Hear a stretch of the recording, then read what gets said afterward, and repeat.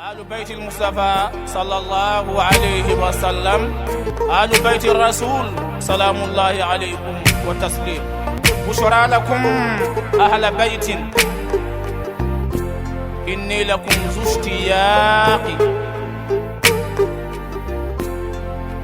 نعم الأئمة آل البيت والإسام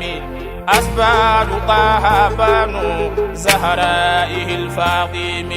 مولاي صل وسلم دائما أبدا. بسم الله الرحمن الرحيم. الحمد لله رب العالمين، وصلى الله على سيدنا ونبينا وشفيع ذنوبنا بالقاسم محمد وعلى آل بيته الطيبين الطاهرين وصحبه المنتجبين وعلى جميع الأنبياء والمرسلين وعباد الله الصالحين أجمعين. كشن هنا نبارك على تدو حمد دلي ألفه كامين ألفه ألكو كنني أويه كالا دلي سبحانه وتعالى مسمي نالك جون لا كلالي أني جون لا فاميلي ودي كبون كتمي جون كا جيجا كافو أبي كلانك هيرما kama sabarkada masamin kan nini anaka soni odi kabo kama sabarkada masami nali de beshuko abe duguje shute kwala dugute jala abe sanji jigi kasuman fale akadan fawnye sanji tale gushi abarka alai la halaya bela jelena fo alaka je amma kan man kishi de la fe kirawla mandi Muhammadu Mustafa sallallahu alaihi wa alihi anaka sodunga sanu ana alaka joymambe. Alhamdulillahi rabbil alamin. Amisegin ka ofo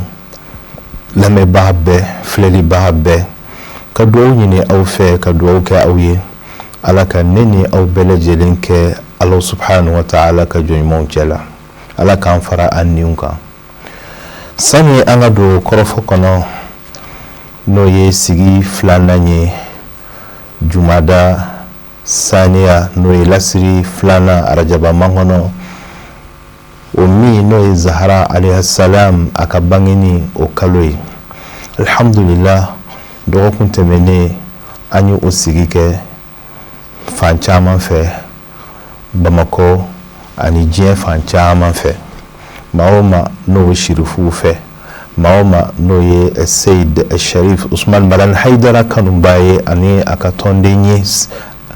ulu bela jene anyana maya udama sigiyarula alaka ke anu bela jene baraji ka doke ankara moye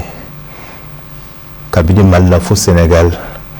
ani akanbaho be Allah subhanahu wa ta'ala aka séjour alaka aja alaka ke wasai alaka ananye menyona Allah subhanahu wa ta'ala ka bunya yira yengaula amana keroro alaka anafase ulmauma. Alhamdulillahi rabbil alamin. الزهراء وما أدراك ما الزهراء جندي الزهراء أني زهراء عليها السلام أقولو مني الله سبحانه وتعالى كلنك أدو على ni akan bako be ala dina a hormay kuma be ka fo Allahumma ko ala salli ala Fatima wa abiha nema ke Fatima ka anafa wa ba'liha na furuke wa baniha ana diumbe wa sirrul mustawda'i fiha ani yugunumi mara ala kuma dola do be ke ka fo Allahumma bi haqqi Fatimata wa abiha wa ba'liha wa baniha wa sirrul mustawda'i fiha ala gunumi niyo bla Fatima la o gunu jume hala maden bela jere na ka segera dugui maoma iya yelama lamao lamala ya mouvement guno do balao segera do de bala nabi ka kuinke noye okuma Fatima Zahra ka segera jume ma huwa sirru Zahra alayha salam. Fatima Zahra ka sirru jume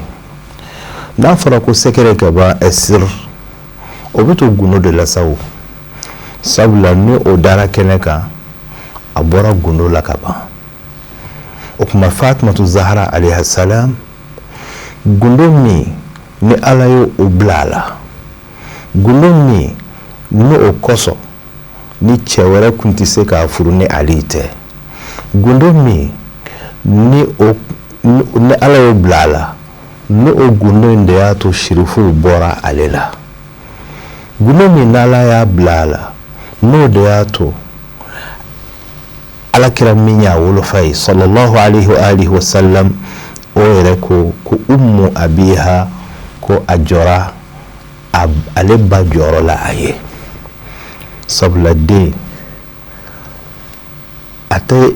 ba sin dɔrɔn min o ba sin min tɔ hinɛ ni makari ni tin min bɛ ba la n'a b'o yɛlɛma a fɛ o bɛɛ de b'a la o kuma tiɲɛ don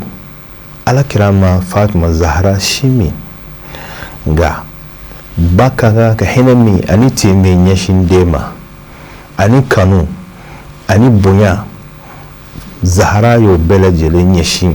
alakira ma sallallahu alaihi wa sallam o de la gansan kun t'a to ni Zahra nana kira bɛ wuli k'i jɔ a ye k'a sigiyɔrɔ d'a ma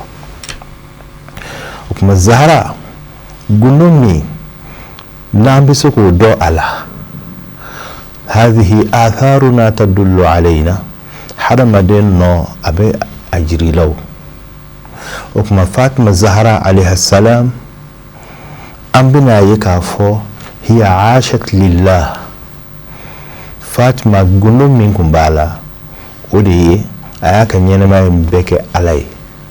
a y'a ka ɲɛnamaya in bɛɛ de di Allah subhanahu wa ta'ala ma ani min fana ka kan ala y'o d'a ma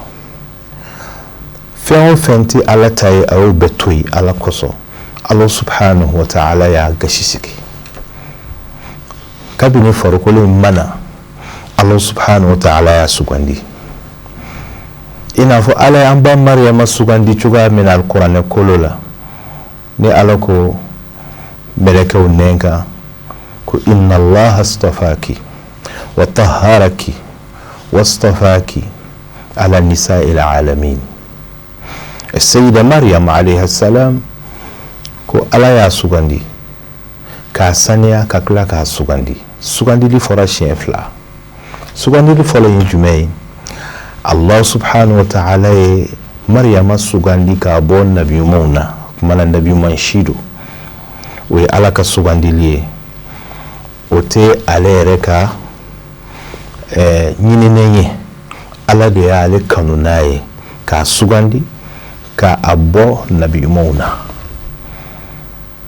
o ye sugandili fɔlɔ ye wa taharaki ala y'a saniya a y'a saniya a ninkun a dusukun a jogo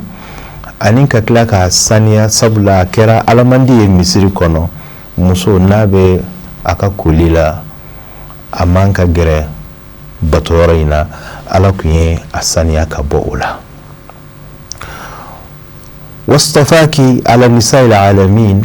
diɲɛ muso bɛɛ la ala y'ale sugandi k'ale de kɛ Isa ba ye muso min ni ala ye den d'a ma ka sɔrɔ fa t'a la ka den d'a ma ka sɔrɔ cɛ tɛ yen min ni o sera a ma o ye an ba Mariyama ye kuma Zahra alayha salam Allah subhanahu wa ta'ala a ye gundo min bila a la a y'a bɔ nabiyumanw ka nabiyuma na istafaki kira ko Fatima ma bad'atun minni ne dɔ don wa n tɔ don n'a ko a dɔ don n'a ko a tɔ don dɔnni min bɛ kira la maafa min bɛ kira la kɛcogo ni kɛɲɛ min n'o bɛ alakira Muhammad la sallallahu alaihi wa alihi sabati min b'a la danganiya min bɛ kira la o bɛɛ de bɛ Fatima Zahra la hali a kuma cogo tɔn n'o ye kuma bɛ fɔ ni kan min ye n'a kumana i b'a dɔn k'a fɔ nin ye alakira denmuso kumakan ye o kuma Fatimatu Zahra alayha salam maaw kana musoya o fan lajɛ ka ɲinɛ hakika kɔ fɛn dɔw bɛ yen ala bolo olu ye i'tibariyaw de yani ko ye fila ye شيء حقيقي وشيء اعتباري جوهر الشيء ومظهر الشيء. fin yere l'essence, fin a haqiqa, fin yere a zati ani min beye ma haramade misali ala anni ne a yere farkolo ye cogo ye ina fɔ ni i nana ni te ye sisan i b'a sɔrɔ a bɛ foroko dɔ kɔnɔ o te foroko tɔgɔw ka ciw la te Zahara bɛ yen, Ashura bɛ yen, te Niger bɛ yen, Jasmine bɛ yen, a bɛɛ n'o ye pakiw ye mais te yɛrɛ o bɛ yen o donc foroko o ti fɛn yɛrɛ ye o. Téléphone misaliyala a kura a bɛna foroko kɔnɔ mais o t'a yɛrɛ ye o, i b'a yɛrɛ bɔ a kɔnɔ tɔn o bɛ bɔ a foroko kɔnɔ sa o bɛ bɔ a folo la. Hadamaden a haqiqa o ni farikolo in ti kelen ye munna barisabu ni ne ye e ɲininka ni e ye jɔn ye ni ne ye ɲininka e ye jɔn ye n'i y'i tɔgɔ fɔ k'i jamu fɔ o tɛ e ye o sabula tɔgɔ bɛ yɛlɛma jamu yɛrɛ bɛ se ka yɛlɛma. ni ne ye ɲininka ko e ye jɔn ye n'i y'i ka baara fɔ o bɛ se ka yɛlɛma o. ni ne ye ɲininka ne ko e ye Madame Kulubali ye o bɛ se ka yɛlɛma i bɛ taa yɔrɔ wɛrɛ o nka min tɛ yɛlɛma hadamaden na o de ye n'an ye i wele i bɛ sɔmi i min na n'o ye le moi haqiqa in yɛrɛya in cɛya t'o ye musoya t'o ye sabula cɛya ni musoya o bɛ ye farikolo fan dɔw de la mais ni na o tɛ yen. o de la Zahara alayha salam kuma min na ni Alakira soma yɛlɛmana salamullahi alayhi n'a nana ka discours kɛ a ko i'lamu anni Fatima. kuranɛ aya caman bɛ yen a b'an wele ka taa fɛn dɔ dɔnniya ma. i'lamu a k'a dɔn, fa'alamu aw k'a dɔn,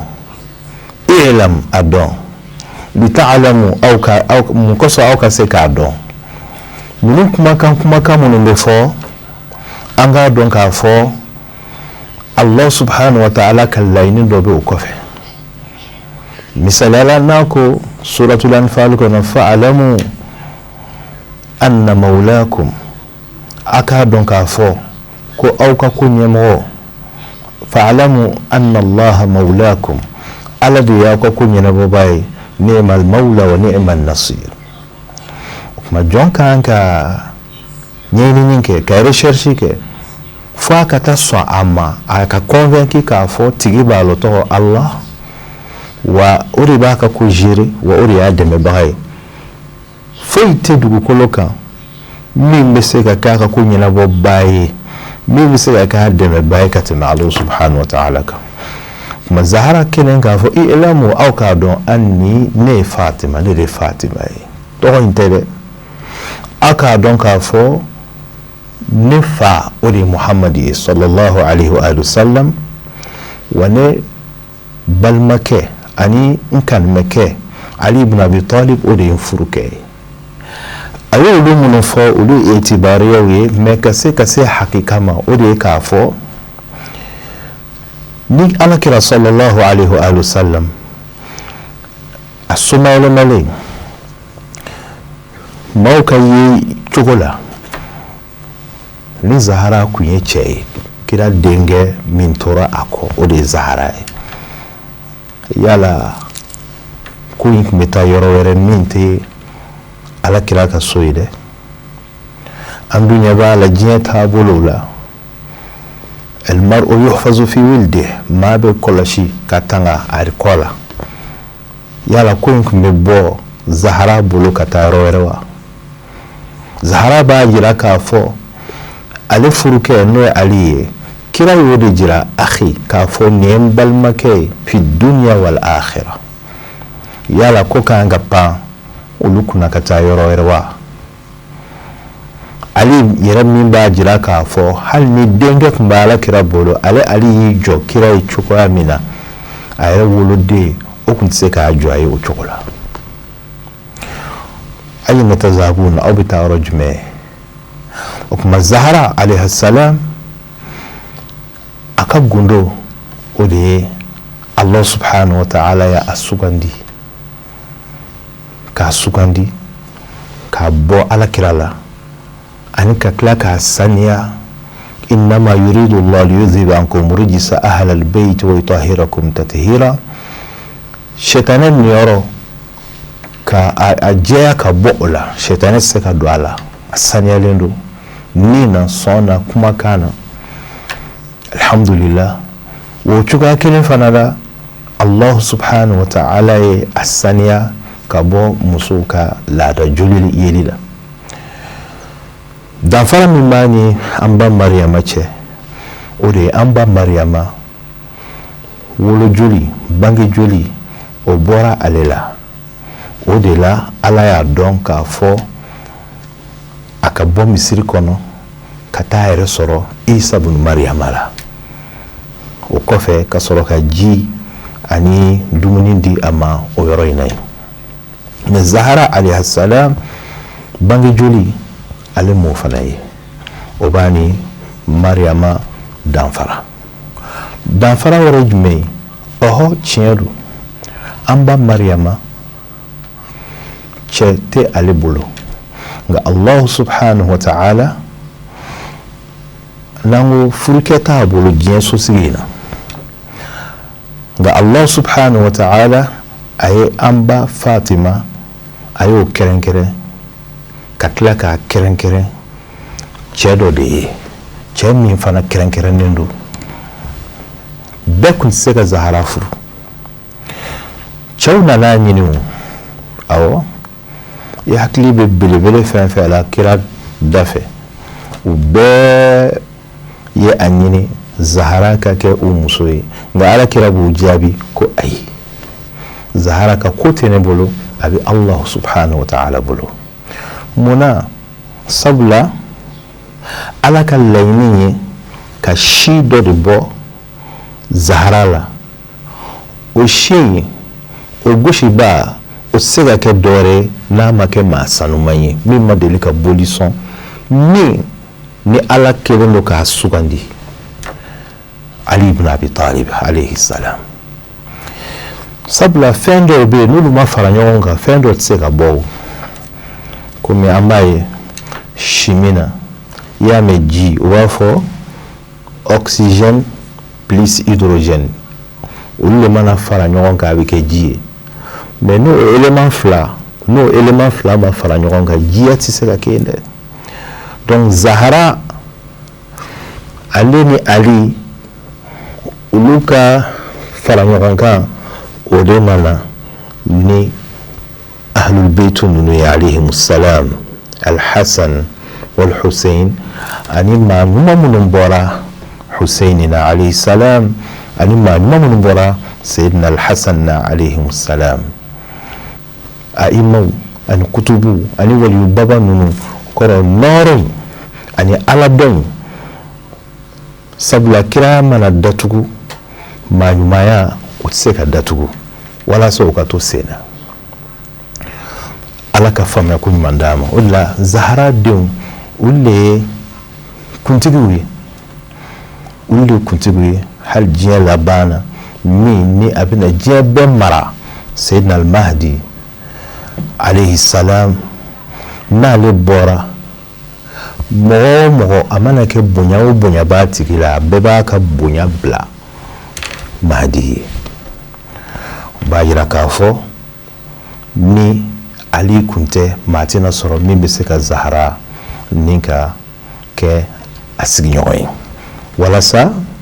zuriya in bɛ se ka sɔrɔ cogoya min na ni maa wɛrɛ de tun ye zahara furu laɲini in tɛ se ka sɔrɔ ala man jugu ala tɛ bakilu ye nka ala ye kodɔnna ye. ala man jugu, ala tɛ bakilu ye. allahu subhanahu wa ta'ala kodɔn masa de don. n'a ye min di o de ka kan ka di, n'a ye min bali o de ka kan ka bali. ala ka faamuya ko ɲuman di ne ni aw bɛɛ lajɛlen ma. o tuma Fatima Zahra alayha salam a ka khutuba in na a bɛ kuma caman fɔ fo a da bɛna se k'a fɔ a ye min fɔ ansaru musow ye. a ko layta shi'ri, ne bɛ fɛ k'a dɔn bi ayi sinadin sanadu, maa minnu y'u sinsin mun de kan ka kira jɔyɔrɔ bɔ a ka so ka taa n'a yɔrɔ wɛrɛ. bi ayi kitab, kuranɛ aya jumɛn y'u sinsin o kan, ala kira ka hadisa jumɛn y'u sinsin o kan. alu beitu jumɛn de n'u sera ka ja gɛlɛya olu la. wa ala ayati zurriyatin ihtanaku, u b'a dɔn danger min b'o la wa ala subhanahu wa ta'ala yɔrɔ. yala alu beitu kan ka falen dɔ wɛrɛ la wa. bi'sa lizalimina badala, kuma ala ye min bila yɔrɔ min n'i ye o jɔyɔrɔ bɔ a bolo i kɛra tɔɲɔlikɛla ye. ko fɛn cɛ juguyara maa minnu n'u ye alakira sallallahu alaihi wasallam a bɔnnaw tɔɲɔ u jɔyɔrɔ ani u niyɔrɔ la. kuma an bɛ ala deli subhanahu wa ta'ala ala ka faamu ko ɲuman di ne ni aw bɛɛ lajɛlen ma. o de la Zahra alayhi salam a ka jɔyɔrɔ la don dɔ Sayyidina Ali ani sahaba dɔ Ammar bin Yasir radiyallahu anhu u nana ɲɔgɔn fɛ. u bi se da la Zahra bɔra ka Ali kunbɛn. a ko ya Abal Hasan, a ko ɲininka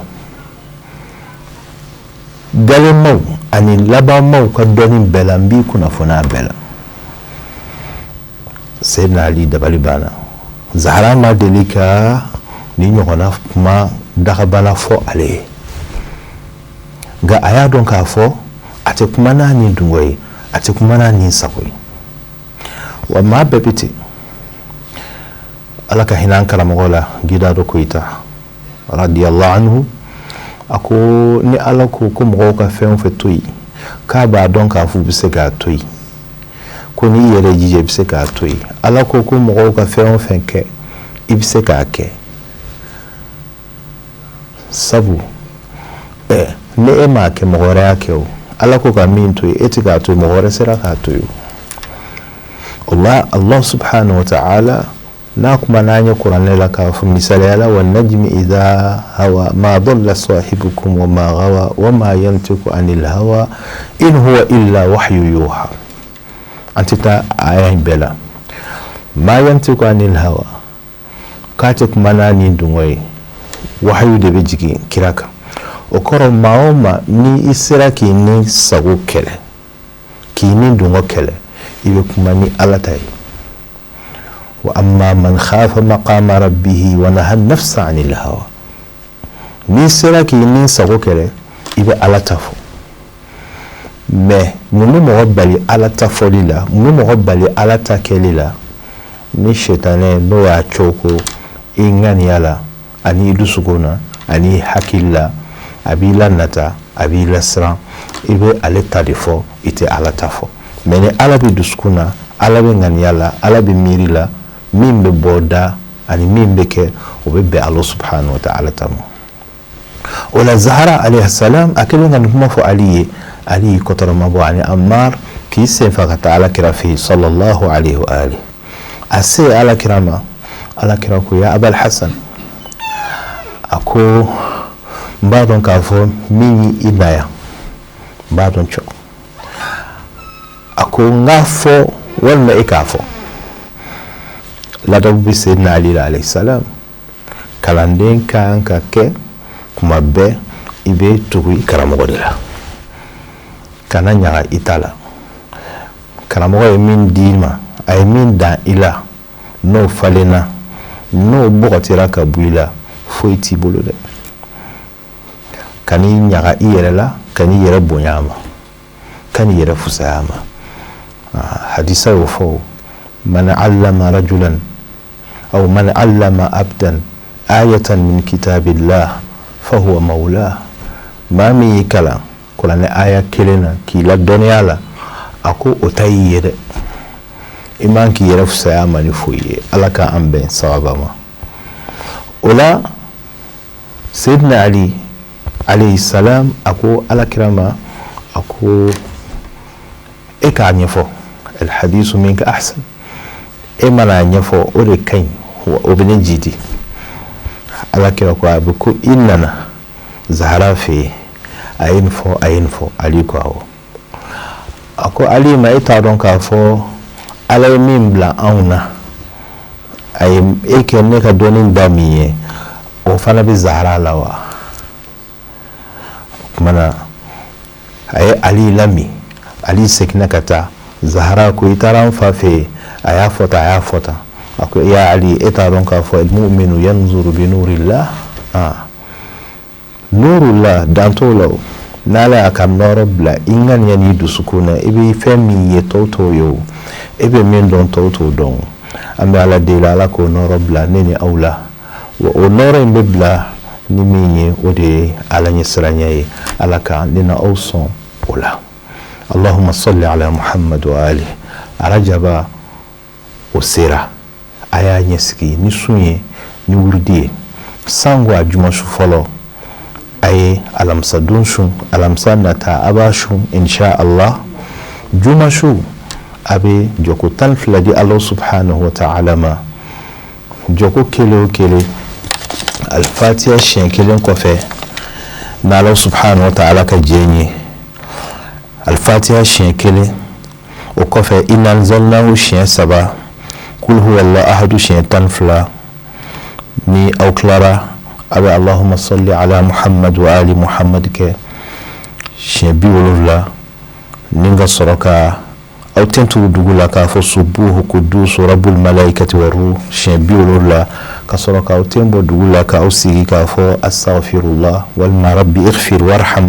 وتجاوز ما تعلم إنك أنت العلي الأعظم شيبي ولولا كتلاك أو تنتو دوغولا كافو سبوه قدوس رب الملائكة والروح شيبي ولولا أتي أو تنبو دوغولا فيو فوق سورة على يوم غوغلا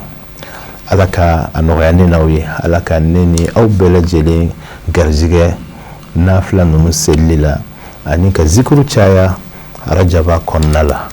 اللهم صل على محمد وآل محمد والسلام عليكم ورحمة الله وبركاته. آل بيت المصطفى صلى الله عليه وسلم آل بيت الرسول سلام الله عليكم وتسليم. بشرى لكم أهل بيت إني لكم ذو اشتياق نعم الأئمة آل البيت والإسام أسباب طه بنو زهرائه الفاطم